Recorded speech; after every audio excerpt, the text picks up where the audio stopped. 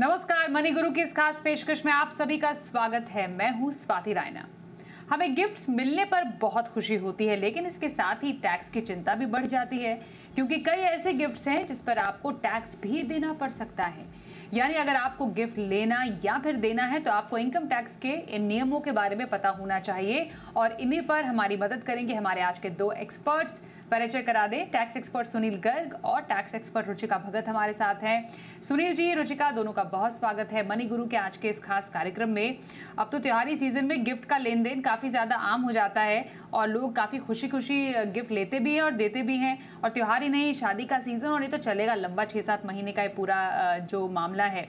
लेकिन income tax in gifts को कैसे लेता है, किस नज़रिए से देखता है, कौन से गिफ्ट जो दायरे में आते हैं, कौन से नहीं आते, और गिफ्ट होते क्या हैं, इसका डेफिनेशन क्या है, ये ज़रा समझने की कोशिश करते हैं। सुनील जी, सर ये पहले बताइए, हम जिन गिफ्ट्स की बात कर रहे हैं वो गिफ्ट है क्या?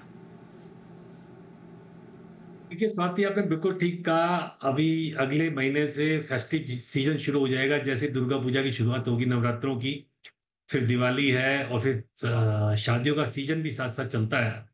तो उसमें गिफ्ट का बहुत लेन देन होता है, एक दूसरे को गिफ्ट दिए जाते हैं। शादी पर बड़े लोग गिफ्ट का एक्सचेंज करते हैं और फेस्टिवल पर करते हैं। लेकिन गिफ्ट टैक्स को लेके हमारे इनकम टैक्स एक्ट में हमेशा पोजीशन ये रही है, कभी दो कदम आगे तो कभी दो कदम पीछे। आपको पता होगा पहले कि इनकम टैक्स में गिफ्ट टैक्स एक्ट हुआ करता था, उसको 98 में खत्म कर दिया। फिर 2004 में गिफ्ट टैक्स एक्ट तो नहीं लाए, पर इनकम टैक्स एक्ट में धारा 56 के जरिए कुछ प्रोविजन डाल दिए जहां गिफ्ट को टैक्सेबल कर दिया। तो एक बात तो ये मान लीजिए कि कोई भी गिफ्ट 50,000 रुपए से ज्यादा अगर आपको मिलता है, यानी एक साल में एक आदमी 50,000 रुपए तक का गिफ्ट तो ले सकता है, उसमें कोई टैक्स नहीं है। पर 50,000 रुपए से ज्यादा गिफ्ट कोई मिलेगा तो उस पर टैक्स लगेगा। लेकिन उसमें 3 एक्सेप्शन दे दिया उन्होंने। नंबर एक, ब्लड रिलेशन में, अगर आपको कोई ब्लड रिलेशन में गिफ्ट मिलता है तो वो एग्जाम्प्ट होगा, चाहे कितना भी अमाउंट हो। फिर उसमें कोई लिमिट नहीं है, चाहे 50,000 रुपए है, चाहे 50 लाख रुपए है। या आपकी शादी पर कोई गिफ्ट मिलता है, on the occasion of marriage आपको कोई गिफ्ट मिलता है, या फैमिली सेटलमेंट में या विल में कोई गिफ्ट मिलता है, तब तो वो एग्जेम्प्ट है, वरना टैक्सेबल है। अब इसमें समस्या है कि ब्लड रिलेशन का मतलब क्या है, कि रिलेशन का मतलब क्या है। देखिए, जो धारा 56(2)(10) में 55 रिलेशन की लिस्ट दे रखी है, उससे अगर आप थोड़ा सा भी दाएं बाएं हुए तो फिर आपको दिक्कत हो जाएगी। मसलन, आप अपने ब्रदर इन लॉ से तो गिफ्ट ले सकते हैं, लेकिन कजिन ब्रदर से गिफ्ट नहीं ले सकते। देखिए, सब समझते हैं भी कजिन ब्रदर बड़े फैमिली रिलेशन में होते हैं। आप अपने चाचा जी से, ताऊ जी से, मामा जी से तो गिफ्ट ले सकते हैं, लेकिन अपने कजिन से गिफ्ट नहीं ले सकते। तो इस तरह की वो रिलेशन है, उसका आपको ध्यान में रखना है। अगर आपने थोड़ी सी भी गलती करी तो सावधानी हटी और दुर्घटना घटी वाली बात है। 50,000 रुपए से ज्यादा गिफ्ट जितना भी मिलेगा, अब उसमें भी ये बात है कि आपको पूरा गिफ्ट ही टैक्सेबल हो जाता है। मान लीजिए आपको 51,000 रुपये गिफ्ट मिला, तो फिर पूरे पे आपको टैक्स देना पड़ता है। ओके, तो ये हमने समझा कि गिफ्ट क्या है, गिफ्ट से मतलब क्या है। एक तो कैश हो गया, या फिर आप अचल संपत्ति, ज़मीन, मकान गिफ्ट देते हैं, या फिर शेयर हो गए, स्टॉक्स, बेसिकली म्यूचुअल फंड के यूनिट्स भी होते हैं, ज्वेलरी, बहुत सारी चीज़ें हैं जो आप गिफ्ट में देते हैं, वो भी इसमें आता है। और जैसा सुनील जी ने बताया कि एक पूरे रिश्तेदारों की एक लिस्ट है जिनसे अगर आप गिफ्ट लें या फिर दें, वहाँ पर आप टैक्स आपको नहीं लगेगा। ये आपके ब्लड रिलेशन में होने चाहिए। तो ये इस लिस्ट को तो अपने पास रख ही लीजिएगा। इनको गिफ्ट आप आराम से दे सकते हैं, कोई टैक्स की चिंता नहीं होगी। कौन सा गिफ्ट टैक्स फ्री है, रुचिका? जैसा सुनील जी ने बताया उस पर मैं चाहूँगी थोड़ा सा आप और ऐड कर लें, क्योंकि रिश्तेदारों से हो गया, जान पहचान वालों से जो ब्लड रिलेशन में, उनसे तो गिफ्ट पे कोई टैक्स नहीं है। उसके अलावा कई ऐसे एंटिटीज़ या इंस्टीट्यूशंस भी होते हैं जिन पर भी गिफ्ट पर टैक्स के नियम जानना ज़रूरी है। इसमें और क्या ऐड करना ज़रूरी है? बिल्कुल स्वाति, तो अगर आपको किसी ट्रस्ट के थ्रू कुछ मिल रहा है गिफ्ट, तो वो भी गिफ्ट के अंदर कवर होगा और वो टैक्सेबल नहीं है। माने चैरिटेबल ट्रस्ट जैसे हैं, अगर आपने देखा होगा, चैरिटेबल संस्थाएं ऑर्गेनाइज करती हैं अलग अलग चीजें। उसके अंदर वो गरीब लोग या फिर कुछ कुछ हैंडीकैप्स होते हैं, या फिर आपके मेरिट्स बेसिस पे जो बच्चे स्टूडियस होते हैं, मैट्रिमोनियल, मतलब उसके मैट्रिमोनियल बेसिस पे तो हमने कवर किया ही है। तो इन बेसिस पे भी उनको कुछ दिया जाता है किसी भी फॉर्म में, क्योंकि हमने जब पढ़ा गिफ्ट, तो गिफ्ट हम कहते हैं कैश या इन काइंड, दोनों ही इंक्लूडेड है इसके अंदर। तो आपको इन चैरिटेबल इंस्टीट्यूशन से अगर कुछ मिल रहा है, या फिर स्कूल से अगर आप देखें, हमें जो प्राइज मनी मिलते हैं, या फिर आप वजीफा कहते हैं जिसको, जो बच्चे अच्छा करते हैं वहां से अगर कुछ मिलता है वो भी इसके अंदर कवर होता है, उसके ऊपर भी गिफ्ट टैक्स नहीं लगता और वो टैक्सेबल भी नहीं है, एग्जेम्प्ट है वो। ओके। एक रिलेशन जो समझना ज़रूरी है सुनील जी, वो है पति पत्नी का। वो तो ब्लड रिलेशन में नहीं आते हैं, तो वहां पर गिफ्ट पर टैक्स के नियम क्या कहते हैं? पति पत्नी का रिलेशन तो 7 जन्मों का रिलेशन कहा गया है, तो उसमें चाहे ब्लड रिलेशन नहीं है, पर कहते हैं ना कि 2 शरीर एक आत्मा है, तो वहां पर बड़ा अजीब सा नियम है। पर अजीब सा नियम क्या है कि पति पत्नी में गिफ्ट अलाउड है, उसमें कोई टैक्स नहीं लगता है, चाहे पत्नी पति को दे या पति पत्नी को दे। परंतु एक है क्लबिंग प्रोविजन धारा 64 में, उसमें ये कहा गया है कि अगर उस गिफ्ट से कोई आपको इनकम हो गई, वो क्लब हो जाएगी। मसलन पति ने पत्नी को 50 लाख रुपए गिफ्ट दिए और 50 लाख रुपए की पत्नी ने एफडीआर बना दी बैंक में, तो उस पर जो ब्याज आएगा वो फिर हस्बैंड के हाथ में जाके टैक्सेबल हो जाएगा क्लबिंग प्रोविजन के तहत में। रिवर्स भी ऐसा ही है, मान लो वाइफ ने हस्बैंड को दिया और उनको कोई इनकम हुई तो वाइफ के हाथ में टैक्सेबल हो जाएगा। इस बात का आपको विशेष ध्यान रखना है। हाँ, आपको ऐसी कोई प्रॉपर्टी मिलती है, जैसे आपको ज्वेलरी मिलती है पति से, उसमें कोई इनकम नहीं आ रही है, या आपको अगर स्पाउस में गिफ्ट है, तो आप उसको ऐसी इनकम में लगाइए जहां से इनकम टैक्स फ्री हो, तो आप बच जाते हैं, वरना आपको क्लबिंग प्रोविजन के तहत टैक्स देना पड़ता है। ओके। तो क्लबिंग जो प्रोविजन है वो पति पत्नी के बीच में गिफ्ट को लेकर ये आ जाता है इनकम टैक्स के दायरे में। ओके, मैं आपके पास आ रही हूँ रुचिका। ये ज़रा बताइए, जो प्रॉपर्टी जब हम गिफ्ट करते हैं, क्योंकि बहुत सारे जो फैमिलीज़ हैं वो प्रॉपर्टी अपने बच्चों के नाम कर देती हैं, गिफ्ट करते हैं, इस पर क्या प्रोविजंस रखे गए हैं? इसमें रिश्तेदार से मिलता है तो तब टैक्स लगेगा नहीं लगेगा, या किसी और से मिलता है तब टैक्स लगेगा नहीं लगेगा, ये क्या प्रोविजन है? देखिए, जैसे मैंने आपको कहा कि गिफ्ट केवल कैश नहीं है। गिफ्ट जो है, अगर आप किसी को पेंटिंग्स भी दे रहे हैं, कुछ आर्कोलॉजिकल चीज दे रहे हैं, अगर आप किसी को शेयर्स दे रहे हैं, या फिर आप किसी को प्रॉपर्टी दे रहे हैं, अगर बिना कंसिडरेशन के, तो वो गिफ्ट की फॉर्म में ही है। और वो जो गिफ्ट है, अगर वो रिलेटिव से मिल रहा है, चाहे वो प्रॉपर्टी में है या किसी और फॉर्म में है, वो टैक्सेबल नहीं है। बट अगर वो रिलेटिव नहीं है, तो उसके लिए हमारी लिमिट जो है वो 50, जो लिमिट है वो हमारी 50,000 रुपीज की है। 50,000 से ऊपर की अगर प्रॉपर्टी है, तो उस केस के अंदर वो टैक्सेबल होगी। इनफैक्ट पूरा का पूरा जो सेल कंसिडरेशन, जो भी प्राइस है उस प्रॉपर्टी का, वो टैक्सेबल हो जाएगा। बट अगर वो रिश्तेदार है, तो उस केस में वो टैक्सेबल नहीं होगा। हमें इस चीज को ध्यान रखना जरूरी है। तो जब हम अगर गिफ्ट करते हैं, तो उसके अंदर ये भी ध्यान रखें कि गिफ्ट के केस में आपको ट्रांसफर भी करानी पड़ेगी प्रॉपर्टी। मैंने आपको रजिस्ट्री फीस देके वो प्रॉपर्टी ट्रांसफर करानी पड़ेगी गिफ्ट डीड के साथ साथ, तो वो गिफ्ट कंप्लीट गिफ्ट माना जाएगा उस केस में। ओके, तो गिफ्ट डीड बनाने की ज़रूरत है। गिफ्ट डीड पर थोड़ी चर्चा करेंगे यहाँ पर, लेकिन बीच में एक सवाल कई दर्शकों का हमारे पास आता है सुनील जी, वो है एनआरआई से गिफ्ट लेने के नियम। बीच में काफ़ी एक मामला भी काफ़ी ज़्यादा उठा था, काफ़ी आसपास पढ़ने को भी आया था कि कैसे एक भारत में ही एक एनआरआई ब्रदर से किसी को 20 लाख रुपए का जो गिफ्ट मिला, कैश और इन काइंड इस तरीके से मिला, लेकिन उस पर इनकम टैक्स लगा दिया गया। उन्होंने फिर प्रूव किया कि नहीं, ये तो मेरे रिश्तेदार, मेरे भाई की तरफ से है, he had to prove it, और उसके बाद जाकर वो जो है वो टैक्स से फ्री हुआ। तो ये जो एनआरआई से गिफ्ट में जो टैक्स के नियम हैं, वो क्या कहते हैं?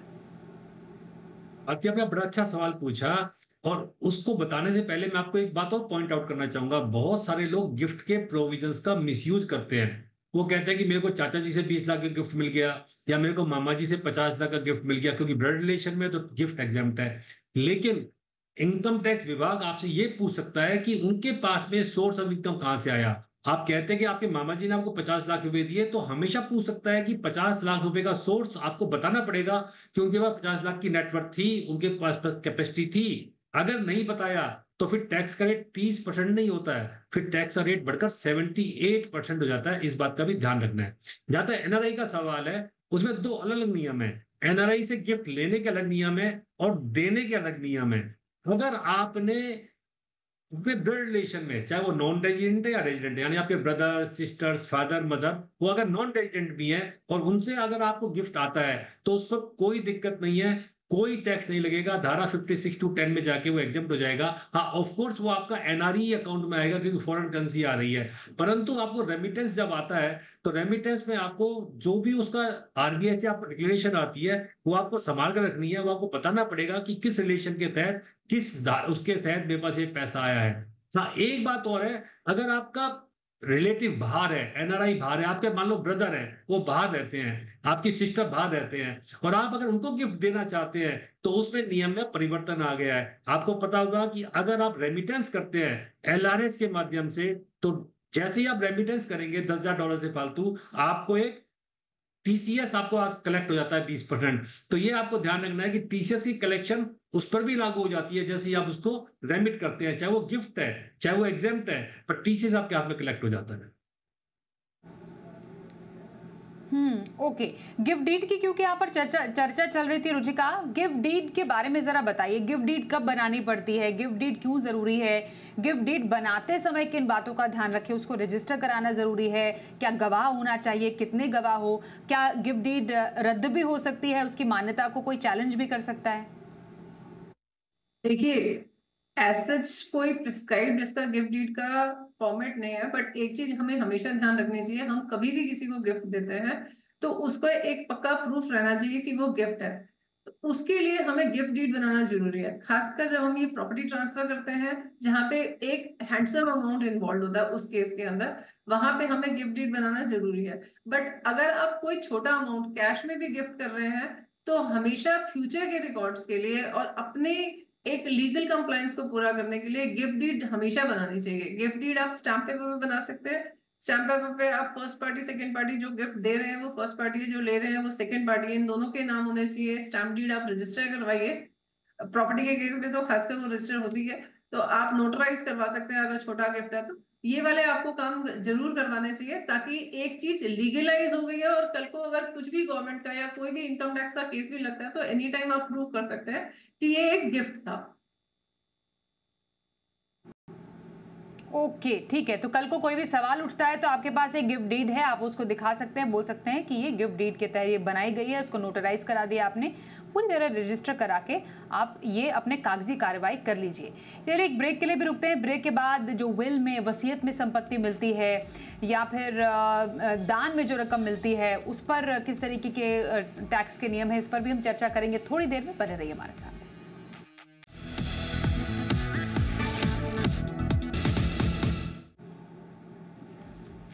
गिफ्ट पर टैक्स का गणित क्या कहता है, नियम क्या क्या है, गिफ्ट लेन देन पर कब लगता है टैक्स, कब नहीं लगता है टैक्स, किनके गिफ्ट देने पर टैक्स लगता है, किनके गिफ्ट देने पर टैक्स नहीं लगता है, इस पर चल रही है खास चर्चा।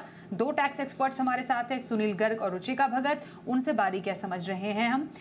सुनील जी, विल प्लानिंग काफ़ी इंपॉर्टेंट रहती है और हमने तो देखा है कि संपत्ति हो गई, घर और गाड़ी और बहुत सारी चीज़ें तो विल में दे दी जाती है, लेकिन जब वो रियलाइज होती है विल बेसिकली, तो क्या कहीं कोई टैक्स का कोई ऐसा पेच है जो फंस सकता है उस टाइम पर?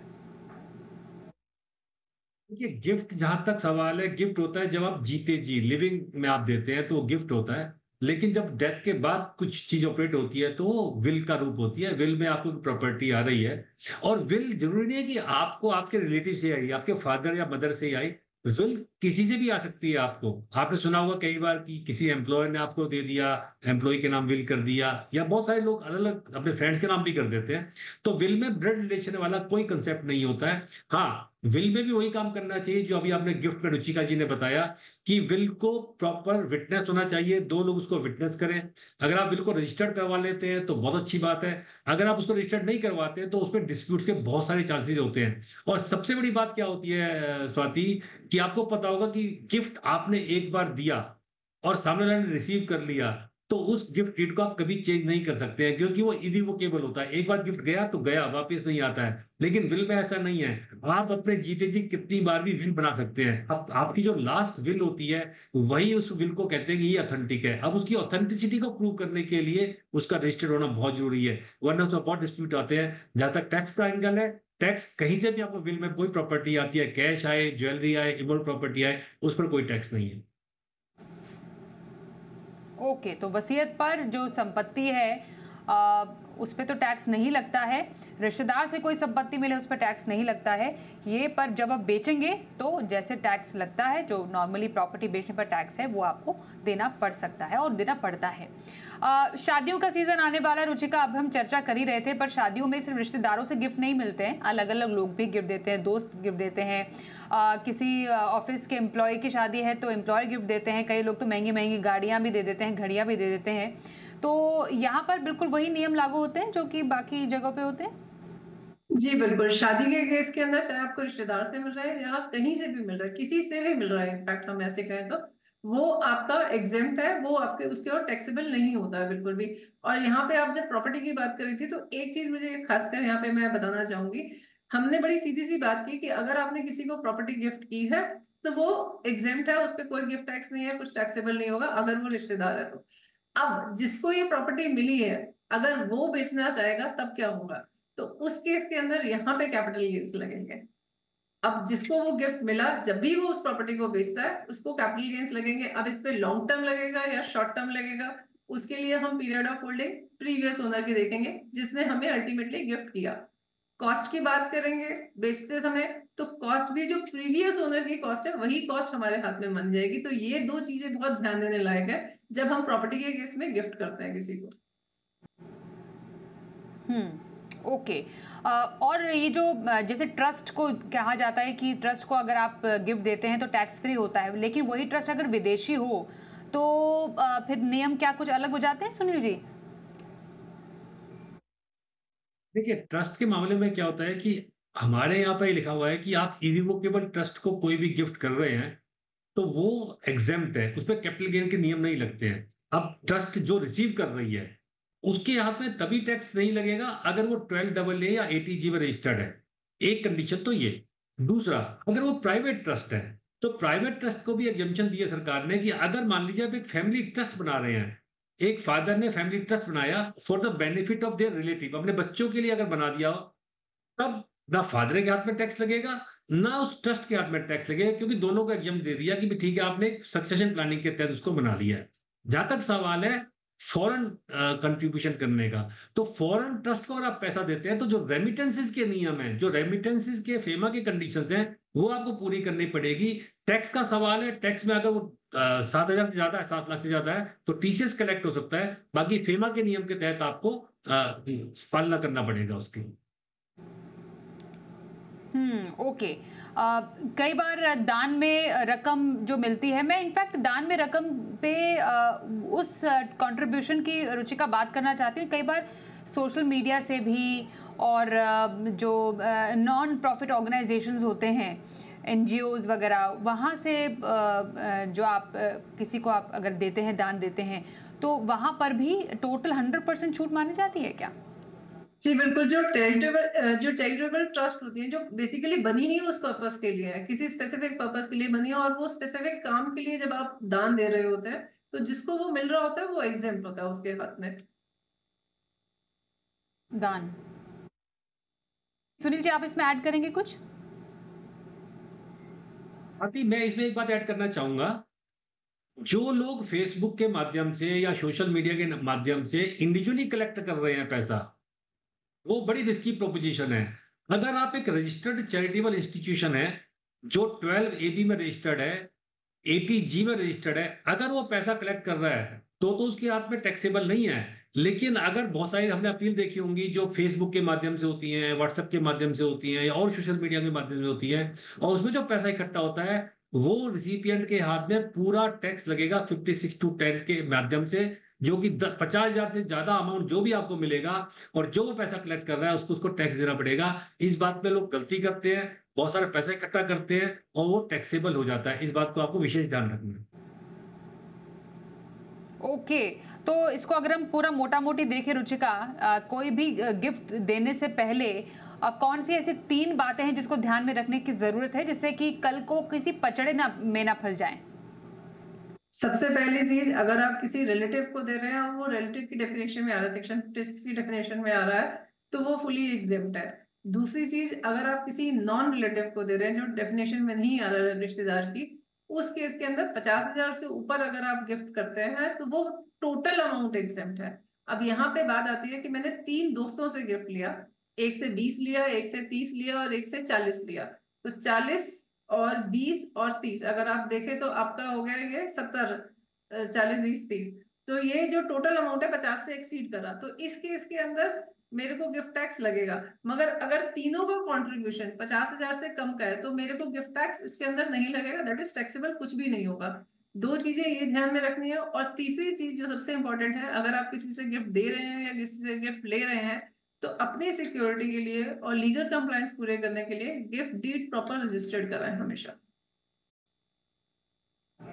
ओके, तो गिफ्ट के लेन देन से पहले कुछ इन बातों का ध्यान रखिए और फिर कोई टेंशन नहीं है, त्योहार का सीज़न तो है ही और ये तो अच्छी बात भी है, फील गुड फैक्टर होता है गिफ्ट लेन देन का। लेकिन अब इससे अलग एक छोटे से टॉपिक पर बात करना ज़रूरी है। सुनील जी, आपसे जानेंगे पहले विवाद से विश्वास स्कीम, पर दिस टाइम इज़ 2.0। 1 अक्टूबर से एक बार फिर से इसकी शुरुआत की हम बात कर रहे हैं, क्या खास है इस बार? देखिए, माननीय वित्त मंत्री जी ने कहा था कि हम लिटिगेशन को कम करना चाहते हैं, मुकदमे कम करना चाहते हैं और जो मुकदमे पेंडिंग है उनको खत्म करना चाहते हैं। और ये विवाद से विश्वास स्कीम पहले भी आई थी, 2020 में भी आई थी। अब उसको विवाद से विश्वास स्कीम 2 आई है। बड़ा सिंप्लीफाई किया सरकार ने। सरकार ने कहा है कि अगर आपका कोई भी मुकदमा पेंडिंग है, चाहे वो सीआईटी अपील में है, चाहे वो आईटीएटी में है, हाई कोर्ट में है या सुप्रीम कोर्ट में है, तो आप उसको सेटल कर सकते हैं और आपको केवल टैक्स का अमाउंट जमा करवाना है। आपको पेनल्टी, आपको इंटरेस्ट, आपको प्रोसिक्यूशन से माफी दी गई है। ये स्कीम जो लागू हुई है वो 1 अक्टूबर 2024 से नोटिफाई हो गई है, बजट में डिक्लेयर की थी मैडम ने। और 31 दिसंबर 24 तक आप उस पैसे को जमा करवा दीजिए। अगर आप उस पैसे को जमा करवा देते हैं तो सरकार ने कहा है कि हम आपको सारे मुकदमे से मुक्ति दे देंगे। लेकिन स्वाति, इसमें एक बात सोचने वाली ये है कि आखिर इतने मुकदमेबाजी, इतने लिटिगेशन बढ़ क्यों रहे हैं? तो सरकार को इस बात पे भी ध्यान देना पड़ेगा कि 4 साल में अगर हम दूसरी बार विवाद से विश्वास स्कीम लेके आ रहे हैं तो लिटिगेशन बढ़ने का कारण क्या है? जब तक उसको कम नहीं करेंगे तो जिसको हम कहते हैं ईज ऑफ डूइंग बिजनेस, तो उस पर भी विचार सरकार को करना पड़ेगा। बाकी स्कीम बहुत बढ़िया है, इसलिए जो भी अपने लिटिगेशन खत्म करना चाहते हैं इस पर पार्टिसिपेट कर सकते हैं। बिल्कुल, तो जैसे जानकारी हमें मिल पाए, कम से कम कुछ 35 लाख करोड़ से अधिक मामले हैं जो अटके पड़े हैं, उन पर राहत संभव है। रुचिका, 2.0 विवाद से विश्वास स्कीम, इससे कई इस विवाद से विश्वास स्कीम पर आई एम श्योर कई लोगों को विश्वास होगा, उम्मीद होगी कि हाँ कुछ निपटारे होंगे, कई लिटिगेशंस खत्म होंगे। बिल्कुल, आप देखिए इसके अंदर सबसे बड़ा जो फेवर सरकार ने किया कि वो इंटरेस्ट चार्ज नहीं करेगी, पेनल्टीज नहीं चार्ज करेगी। इनफैक्ट जीएसटी के अंदर भी सेम चेंज आया कि अगर आप विद इन 30 डेज या फिर केस लगने से पहले ही अगर आप डिक्लेयर कर देते हैं इनकम, तो उस केस के अंदर आपका इंटरेस्ट और पेनल्टीज जो है वो माफ हो जाएंगी। तो ये अनडाउटेडली एक बहुत बड़ा कदम है। अगर आप देखें तो काफी लोगों के इंटरेस्ट और पेनल्टीज जो है वो इसमें बच सकते हैं। बिल्कुल बिल्कुल, तो विवाद से विश्वास स्कीम 2.0 1 अक्टूबर 2024 से आवेदन कर सकते हैं। डायरेक्ट टैक्स डिमांड के कई मामले जो अटके पड़े हैं उसको दूर करने के लिए, राहत देने के लिए ये स्कीम एक बार फिर से लाई गई है। धन्यवाद करेंगे रुचिका और सुनील जी, आप दोनों का ही हमारे साथ इस आज के इस टैक्स स्पेशल एपिसोड में शामिल होने के लिए। साथ ही एक ब्रेक का भी वक्त हो गया है, पर खबरें आगे भी जारी रहेंगी। देखते रहिए जी बिजनेस।